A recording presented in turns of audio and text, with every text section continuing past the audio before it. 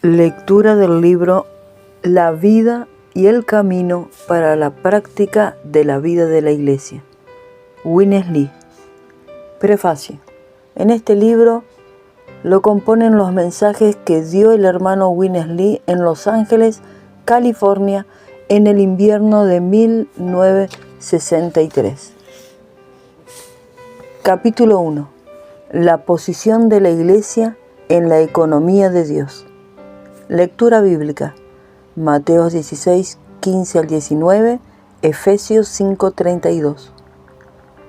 La carga de lo que deseo compartir en este libro es doble.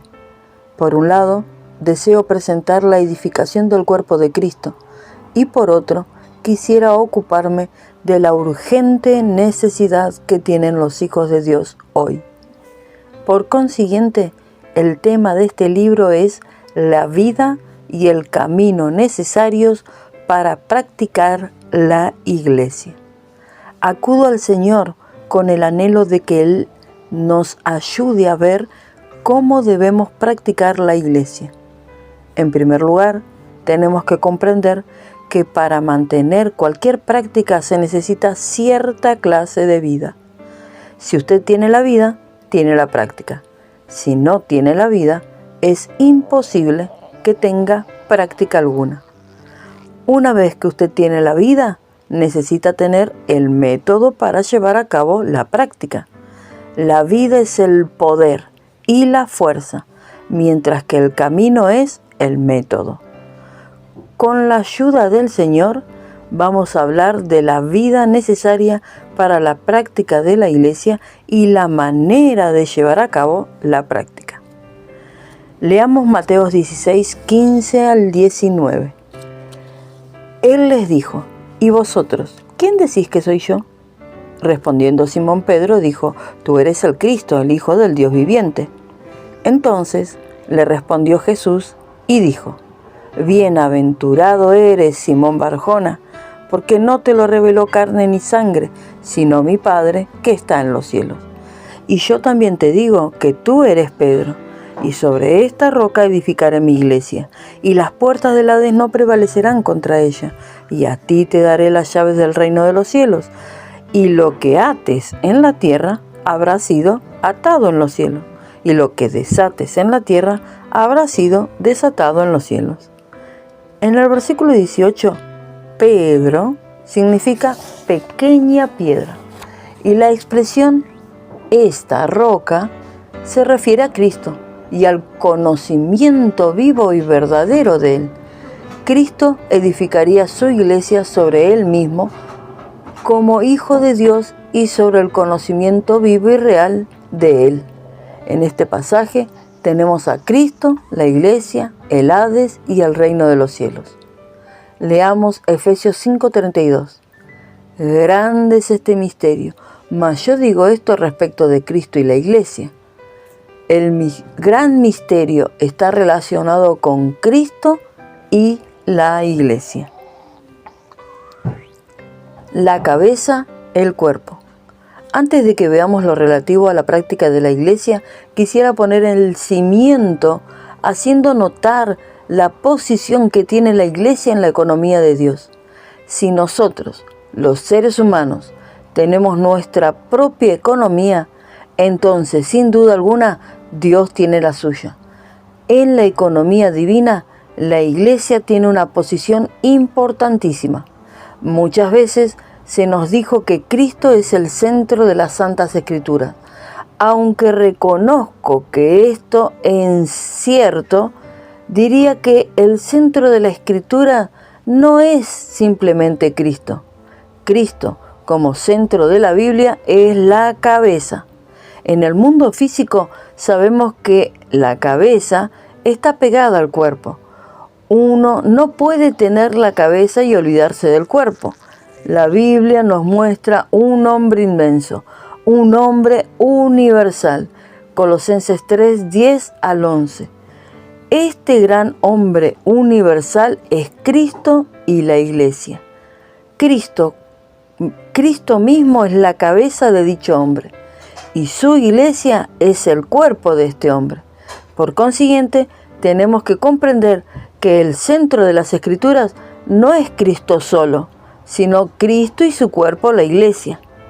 No se puede quitar la Iglesia de las Escrituras. Si uno tiene a Cristo como cabeza, indudablemente tiene a la Iglesia, su cuerpo. A mí me es imposible ir a algún lado solamente con la cabeza, dejando mi cuerpo en la casa. Sin embargo, algunas personas afirman en su discusión: hablemos solo de Cristo, no hablemos de la Iglesia. Pero eso es erróneo. Si uno va a hablar de Cristo, inevitablemente tiene que decir algo acerca de la Iglesia. En Mateo 16, el Señor habló primero de sí mismo, cuando le preguntó a sus discípulos quién era Él. Pedro respondió: tú eres el Cristo, el Hijo del Dios viviente. Versículo 16. Después de que Pedro recibió esta revelación o este conocimiento, inmediatamente el Señor le dijo que edificaría la iglesia sobre esta roca, la cual es Cristo mismo y el conocimiento vivo de Él. La iglesia sería edificada sobre el Cristo vivo y el conocimiento vivo de Él. Aquí tenemos un principio. Si uno habla de Cristo, tiene que conocer la iglesia. Si uno tiene la cabeza, tiene que tener también el cuerpo. Capítulo 1. La posición de la Iglesia en la economía de Dios. Subtítulo: el tema de Cristo y la Iglesia en las Escrituras. Quisiera que viéramos que a lo largo de las Escrituras aparece la continuidad de Cristo y la Iglesia. Tenemos allí el tema de la Iglesia siempre a la par de Cristo. Allí se presenta la Iglesia como complemento de Cristo. En el Antiguo Testamento, en el primer capítulo de la Biblia, tenemos al hombre que Cristo creó. Adán, el hombre creado por Dios, no solo era un individuo, sino también un hombre compuesto, un hombre corporativo. 1 Corintios 15:22. Adán, como hombre compuesto, fue creado a la imagen de Dios. Génesis 1:26. En Colosenses 1:15 se nos dice que Cristo es la imagen del Dios invisible. Por lo tanto, el hecho de que el hombre hubiese sido creado a la imagen de Dios simplemente significa que fue creado según Cristo. ¿Por qué creó Dios al hombre? ¿Qué se proponía al hacerlo? El propósito de Dios era que el hombre fuera el material para la formación y la edificación del cuerpo de Cristo. En el segundo capítulo de las Escrituras vemos una esposa. Después de que Dios creó a Adán, dijo: no es bueno que el hombre esté solo. Génesis 2:18. En otras palabras, no era bueno que el hombre estuviera soltero. Era necesario que tuviera una esposa. De manera que Dios creó a Eva. Eva es un tipo de la iglesia. Efesios 5:24-25 y Juan 3:29. Más adelante en las Escrituras aparece la casa de Dios.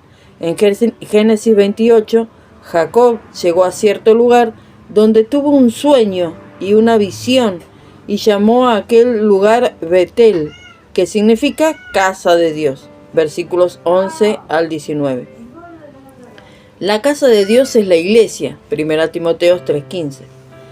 Al seguir por la Biblia encontramos el tabernáculo. Éxodo 25 del 8 al 9 y capítulo 40 versículo 2. Esto no era solamente el tabernáculo hecho de materiales físicos.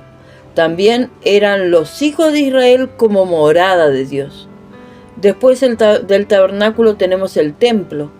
Hay muchos tipos en el Antiguo Testamento. Y el templo es el último y el más completo de todos ellos. En el Antiguo Testamento también está la ciudad. Al final de Ezequiel vemos una ciudad con 12 puertas. Capítulo 48, versículos 30 al 35. Esa ciudad tiene 3 puertas por cada lado, exactamente igual que la Nueva Jerusalén. Apocalipsis 21:16 y 12 al 13. Además del hombre, la novia, la casa, el tabernáculo, el templo y la ciudad que se mencionan en el Antiguo Testamento, los hijos de Israel formaron un ejército para pelear por el reino de Dios. Números 1, del 1 al 3. Si quitamos del Antiguo Testamento estas cosas, el hombre, la esposa, la casa, el tabernáculo, el templo, la ciudad y el ejército, entonces queda vacío. Todo el Antiguo Testamento es la crónica de estas cosas. En el Nuevo Testamento. Llegamos ahora al Nuevo Testamento. La primera persona que vemos es a Cristo mismo, el Dios hombre, el Hijo de Dios encarnado como hombre. Pero cuando empezamos a conocerlo, Él nos muestra que necesitamos conocer la iglesia. Si usted es uno de los que, como Pedro, conoce a Cristo como el Hijo del Dios viviente, tiene que darse cuenta de que también existe la edificación de la iglesia. Después que en los evangelios tenemos la edificación de la iglesia. Desde el segundo capítulo de Hechos hasta el último capítulo del Nuevo Testamento se habla de una sola cosa, a saber, la iglesia. La iglesia es un hombre, un nuevo hombre, Efesios 2:15. La iglesia es la novia, la esposa de Cristo, capítulo 5 del 24 al 25. La iglesia es la casa de Dios, 1 Timoteo 3:15. El tabernáculo de Dios, Apocalipsis 21:3. El templo de Dios, Efesios 2 del 21 al 22 y 1 Corintios 3 del 16 al 17. La ciudad de Dios, Apocalipsis 21:2. Y el ejército de Dios, Efesios 6 del 11 al 12. A lo largo de las generaciones la iglesia ha estado y sigue aún guerreando por el reino de Dios. Además de las 7 cosas mencionadas, el hombre, la esposa, la casa, el tabernáculo, el templo, la ciudad y el ejército, tenemos el cuerpo. Este término no se halla en el Antiguo Testamento, solo aparece en el Nuevo Testamento. En Efesios 1, 22 y 23 se nos dice que la iglesia es el cuerpo de Cristo. Nosotros, los cristianos, estamos familiarizados con muchos términos bíblicos, pero es posible que no sepamos su significado correcto. Tal vez digamos que la iglesia es el cuerpo de Cristo, pero me temo que pocos podrían decirnos acertadamente qué significa eso. De hecho, el cuerpo de Cristo es sencillamente Cristo mismo. 1 Corintios 12:12. De hecho, el cuerpo de Cristo es sencillamente Cristo mismo. El cuerpo de una persona es la persona misma. Uno no puede considerar a la persona como una entidad y a su cuerpo como una entidad separada. El cuerpo es la misma persona, es la parte principal de la persona. Por consiguiente, la iglesia, como cuerpo de Cristo, es parte de Cristo, es Cristo mismo. Efesios 1:23 también se nos dice que la iglesia, como cuerpo de Cristo, es la plenitud de Cristo. La iglesia es un vaso enorme, universal y corporativo, un gran recipiente que contiene al Dios triuno, es decir, al Padre, al Hijo y al Espíritu. El Dios triuno es el contenido de la iglesia, el recipiente divino, el vaso corporativo divino. Finalmente, en Apocalipsis, la iglesia es un candelero.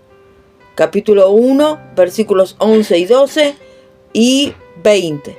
Si quitamos de la Biblia estas cosas, el hombre, la esposa, la casa, el tabernáculo, el templo, la ciudad, el ejército, el cuerpo, la plenitud, el vaso y el candelero, quedaría vacía. Cristo es la imagen y la vida de la iglesia. En Génesis 1 tenemos la imagen de Dios, versículo 26. Y en el capítulo 2 está el árbol de la vida, versículo 9. Necesitamos la imagen y la vida. La imagen es Cristo mismo. La iglesia tiene la forma o la imagen de Cristo y la vida de la iglesia es Cristo mismo. Además, la iglesia como esposa necesita a Cristo, el esposo, el novio. Al hablar de la casa, queda implícito que se necesita un morador. Si usted tiene una casa y nadie vive en ella, es obviamente una casa vacía. La iglesia es la casa y Cristo, la corporificación del Dios triuno, es el morador, el residente. En cuanto al tabernáculo y el templo, el caso es el mismo. Con relación a la ciudad, es necesario tener un gobierno, un gobernante. La ciudad necesita un gobernante. ¿Quién es el gobernante de la iglesia como ciudad de Dios? El que rige es Cristo, el Rey de Reyes. Apocalipsis 1:5 y capítulo 17, versículo 14. Ahora llegamos a la necesidad de tener un ejército. El ejército precisa de un comandante, un general. Cristo es el comandante de la iglesia. Como ejército de Dios, la iglesia como cuerpo de Cristo necesita a Cristo como cabeza. En cuanto a la plenitud, se necesita la realidad. Cristo es la realidad de la iglesia, la cual es la plenitud. Luego, al hablar del vaso, el recipiente, se requiere el contenido. Cristo es el contenido de la iglesia, la cual es el vaso, el recipiente. Por último, el candelero necesita la lámpara. En Apocalipsis se nos dice que Dios, como luz, está en Cristo, como la lámpara. Y la iglesia es el candelero, el portador de la lámpara. Capítulo 21, 23 y capítulo 22, versículo 5. La iglesia como candelero porta a Cristo y lo exhibe como la lámpara que emana el resplandor de la luz. Dios anhela la iglesia, el cuerpo de Cristo. Si traemos todas estas cosas al Señor y las consideramos, entenderemos claramente cuál es la posición de la iglesia en la economía de Dios. Veremos que lo que Dios desea y aquello por lo que labora es la iglesia, el cuerpo de Cristo. Pero a lo largo de las generaciones el enemigo ha tratado de arruinar, estorbar, entorpecer y hasta destruir esta iglesia. Considere la situación del cristianismo hoy en día. Hay millares y millares de cristianos, pero no es fácil encontrar un grupo de creyentes que practique la vida de iglesia como debe ser. Supongamos que usted llega a Los Ángeles o a Nueva York. Todos sabemos que en estas grandes ciudades hay millones de cristianos. Pero ¿dónde se puede hallar la iglesia apropiada?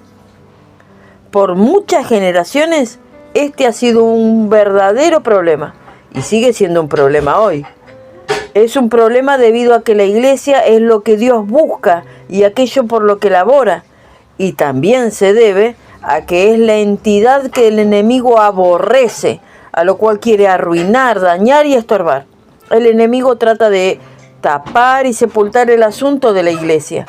Pero nosotros creemos que en estos postreros días el Señor va a recobrar la vida de la iglesia. La iglesia es la novia del novio. Y si no estuviera la novia, sería imposible y absurdo que regresara el novio. Cristo podrá volver cuando la novia esté preparada. En tanto que la novia no esté lista, el novio no puede venir a tomarla. En el libro de Apocalipsis se nos dice que cuando la novia esté lista, preparada, regresará el novio. Capítulo 19, versículo 7. Es por eso que tenemos la certeza de que en estos postreros días el Señor va a recobrar la vida de la iglesia para preparar su novia. Cristo es vida para la iglesia. ¿Qué clase de vida necesitamos para practicar la iglesia? ¿Y cuál es el camino apropiado para practicar la vida de la iglesia? Estos son problemas. La carga que tenemos hoy es que satisfagamos la urgente necesidad al ver la vida y el camino que necesitamos para practicar la iglesia. Sin duda alguna, todos deberíamos decir que la vida que debemos tener para la iglesia es Cristo mismo. Muchos de nosotros sabemos que necesitamos a Cristo como nuestra vida, pero pocos nos damos cuenta de que Cristo vino a ser nuestra vida para que podamos practicar la vida de la iglesia. Ha habido muchas enseñanzas acerca de la vida victoriosa, la vida santificada, la vida intercambiada, la vida crucificada, la vida espiritual, la vida divina, la vida eterna y la vida de Cristo, la vida de Dios. Pero es difícil hallar un libro que hable de que esta vida vencedora, esta vida espiritual, la vida de Cristo, tiene como objetivo la iglesia. Esta vida no solo trae la victoria y nos santifica. Esta vida no solo nos hace espirituales, divinos y santos. Esta vida tiene un propósito muy definido, a saber, la edificación de la iglesia como cuerpo de Cristo. En términos sencillos, esta vida tiene como finalidad la vida de la iglesia. ¿Con qué fin desea usted ser victorioso o ser santificado? ¿Para qué quiere usted ser divino, espiritual o santo? Considere un edificio. Cada pieza de material ha sido pulida y cortada a cierta medida y con cierta forma para que se acople en el edificio. He conocido a algunas personas espirituales y he recibido ayuda de ellas. Pero un día el Señor me dijo: hay muchas personas espirituales y ellas son como hermosas piedras pulidas, hermosos materiales. Pero ¿dónde está el edificio? Usted puede ser un hermoso espiritualmente, pero ¿es usted nada más una hermosa piedra o ha sido usted ubicado en el edificio con los demás? Este es el problema. En cierto lugar conocí una persona muy espiritual, pero un día el Señor abrió mis ojos y me preguntó: ¿necesito yo individuos espirituales? ¿Necesito piedras espirituales hermosas y pulidas o una casa? Ese día mis ojos fueron abiertos y me postré delante del Señor diciendo: Señor, yo deseo ser una piedra que sea parte del edificio, junto con los demás. Veo que tú necesitas una casa, tú no necesitas un montón de piedras individuales que solo sirven de exhibición. Lo que el Señor necesita hoy no es una gran cantidad de piedras pulidas, sino una casa edificada. Mientras Jacob vagaba por el desierto, vio un sueño a Betel. Génesis 28:19. En ese entonces Jacob no tenía morada fija, lo cual el Señor necesita en este universo es un hogar, una casa, un edificio, una iglesia, un cuerpo. Supongamos que una persona le extraen los ojos. Estos serán dos hermosos ojos individualmente, pero ¿para qué sirven fuera del cuerpo? En un sentido, estos dos ojos son muy hermosos, pero en otro son muy extraños. Francamente, he conocido muchos cristianos que son muy hermosos y a la vez muy extraños. Ellos son espirituales y a la vez individualistas. Es posible que usted haya sido cristiano muchos años, pero como material de edificio de Dios, ¿con quién ha sido usted edificado? ¿Y con quién está usted relacionado? Me temo que ustedes son o bien personas individuales espiritualmente o bien espirituales individualmente. Quisiera repetir que la vida de Cristo no tiene el único objeto de hacernos victoriosos, santificarnos, hacernos espirituales ni celestiales. Su única meta es el cuerpo de Cristo.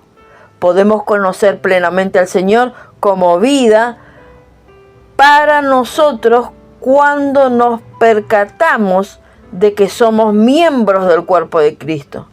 Cuando nos damos cuenta de que somos miembros del cuerpo y vivimos como tales, conoceremos la plenitud de Cristo como vida para nosotros. Se vence en el cuerpo. Quisiera sugerir algo. Supongamos que usted tiene un pecado que le ata y que no puede vencer. Usted ha tratado de vencerlo, pero fracasa en todos los intentos. Le sugiero que traiga su fracaso, su problema, al cuerpo. Verá que inmediatamente obtendrá la victoria. En algunas ocasiones usted podría decir que le es difícil ver qué es la dirección del Señor para usted. Pero si trae ese asunto al cuerpo y tiene comunión con el cuerpo, podrá ver claramente y sabrá qué rumbo desea el Señor que usted siga. ¿Desea usted tener una vida santificada? Acuda al cuerpo y verá que usted ya ha sido santificado. Si usted está en el cuerpo, puede ver fácilmente que Cristo es vida para usted. Los miembros aislados son miembros más pobres. Los miembros aislados son los miembros más pobres. Si usted sencillamente permanece en el cuerpo, toda la plenitud del cuerpo será suya y la podrá disfrutar. En ocasiones algunas personas me han preguntado: hermano Lee, ¿cómo estudia usted la Biblia? ¿Cuántas horas al día pasa usted metido en la palabra para recibir tanta luz? Muchas veces quisiera responder: paso muy poco tiempo, yo leo la palabra en el cuerpo. Una vez viajé a cierto lugar y le ministré a los santos allí. Después de una de las reuniones, alguien preguntó a los hermanos en qué seminario me había graduado yo. Quiero que sepan que yo estudio en el seminario del cuerpo y todavía no me he graduado. Todavía estoy en la Universidad del Cuerpo de Cristo. Esto es la única universidad a la que asisto y este es el único seminario en el cual he estudiado. Día tras día aprendo algo, no solamente de la Biblia, sino también de todos los santos. En otra ocasión, después de que terminé ministrarles a los santos en cierta localidad, se me acercó un hermano y me dijo: hermano Lee, gracias por su ministerio. Le contesté: hermano, le agradezco por haber venido. La razón por la cual digo esto es que en el cuerpo, aprendemos más acerca del Señor. Simplemente venga al cuerpo y verá dónde está usted y cuán maravilloso, cuán rico y cuán lleno de bendiciones y de experiencias de Cristo será.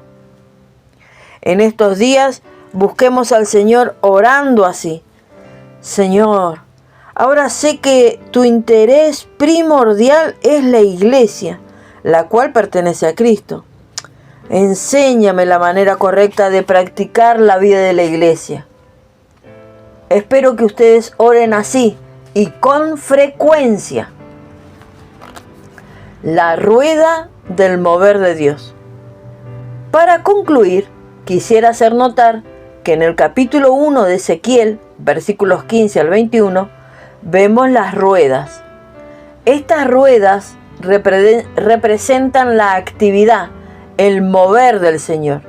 Hoy en día, las ruedas son las iglesias y Cristo es el eje de ellas. Cristo es el eje y las iglesias son el aro. Sin Cristo no hay centro, pero sin la iglesia no hay circunferencia. Sin Cristo no hay eje, sin la iglesia no hay aro. La rueda necesita tanto el eje como el aro. En el universo, en cuanto a la rueda del mover de Dios y su actividad, es necesaria la iglesia como aro en correspondencia a Cristo como eje.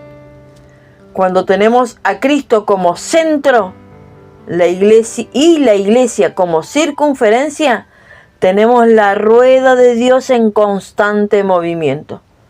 Es posible tener el eje más hermoso y más fuerte, pero si no hay aro, no hay rueda. Oremos por el mover de Dios hoy en día. Es necesario que Dios siga moviendo. Es necesario que Dios se siga moviendo. En el mover divino se necesita el eje, que es Cristo mismo, y también se necesita el aro, que es la iglesia. Si uno tiene el eje y el aro, entonces tiene la rueda que gira para producir el mover de Dios en la tierra. Que el Señor tenga misericordia de nosotros para que veamos estas cosas de una manera plena. Cristo es el eje y la iglesia es el aro. Amén, Señor Jesús. Oh, Señor Jesús, gracias por la vida y el camino para la práctica de la vida de la iglesia.